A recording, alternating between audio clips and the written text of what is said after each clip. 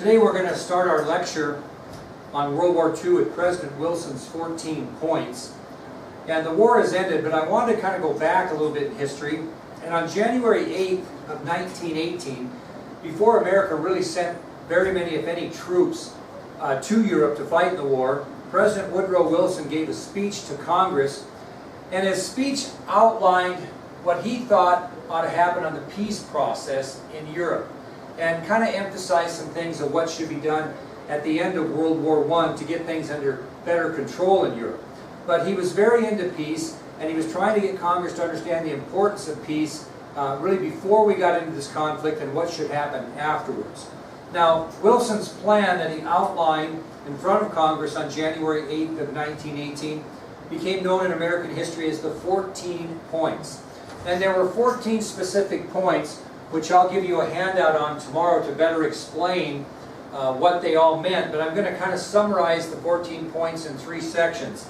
Points 1 through 5 called for really two things. It called for the end of secret treaties between nations, because these alliances had hurt the country so much. And so Wilson was thinking that we need to get away from these secret treaties which lead to alliances, so that one country isn't declaring war and then the other one's declaring war because that country declared war, etc. The second thing that Wilson pointed out in points 1 through 5 was freedom of the seas for all nations in peace and war, because that was a huge problem as we were trying to ship goods to Great Britain, for example, in which we had to send convoys to protect our American ships. And he believed that freedom of the seas should be forever, constant, for all nations in peace and war. In points 6 through 13, Wilson basically just outlined a plan for the restructuring of Europe. Anytime you have a war, it's going to happen after World War II as well, countries get restructured, boundaries change.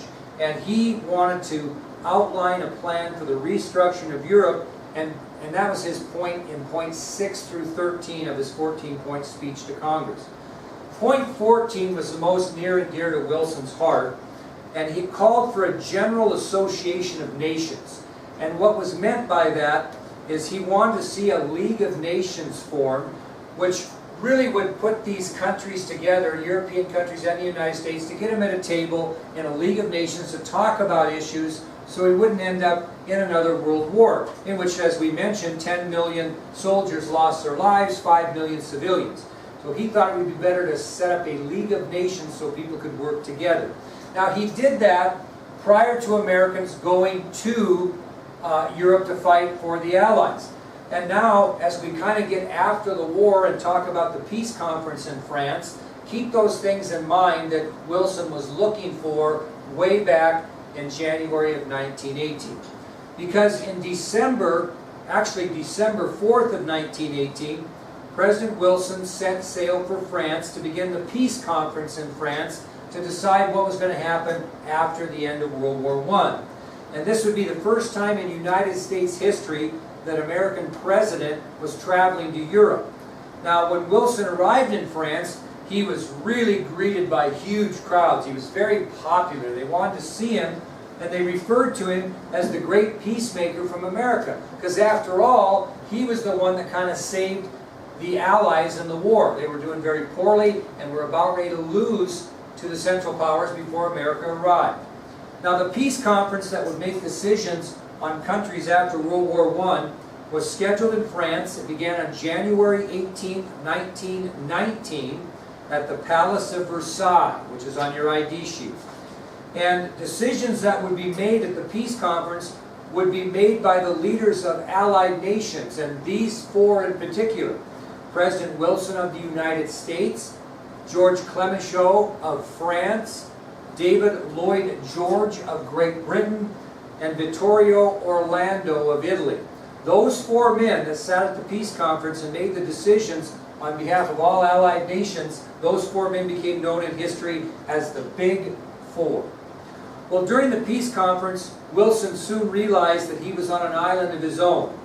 The other three leaders were much more interested in pursuing their national interests for their own countries rather than forming any League of Nations to work as a group. And that left Wilson very, very disappointed. So when the peace conference ended and Wilson returned to the United States, he had no League of Nations. Now, back when Wilson talked to Congress about this, back in 1918, he was really hoping to drum up some support within Congress for the League of Nations.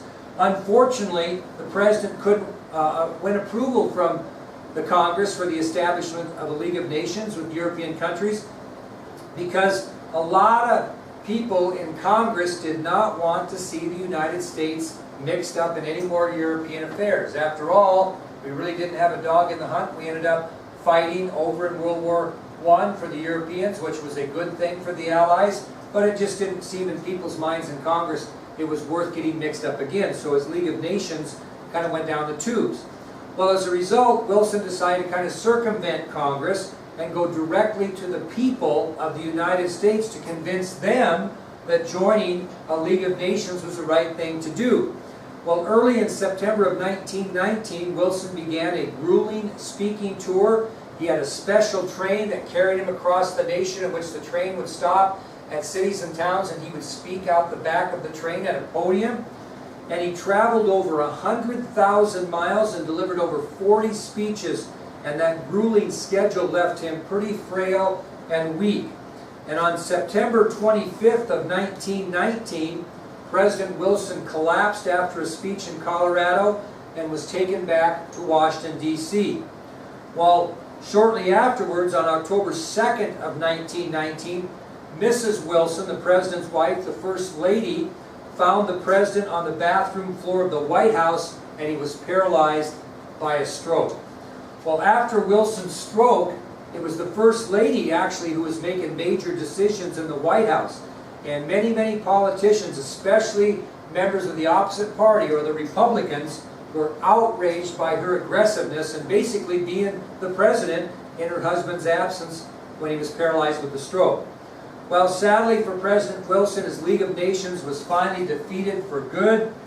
In addition, the United States actually failed to ratify the Treaty of Versailles, which ended World War I. And as a result, the United States was technically at war with the Central Powers until 1921, because nothing was settled directly after the war. Well, finally in 1921, the United States signed separate treaties with all the different nations involved in World War I, and we ended World War I officially in the United States. Now that'll be the end of our lecture on this test material. We will have a review, and we'll go through this review, and we'll have a test scheduled for Wednesday, which will be August 31st in the comments. If you have any questions, let me know anytime you have such questions. Thank you.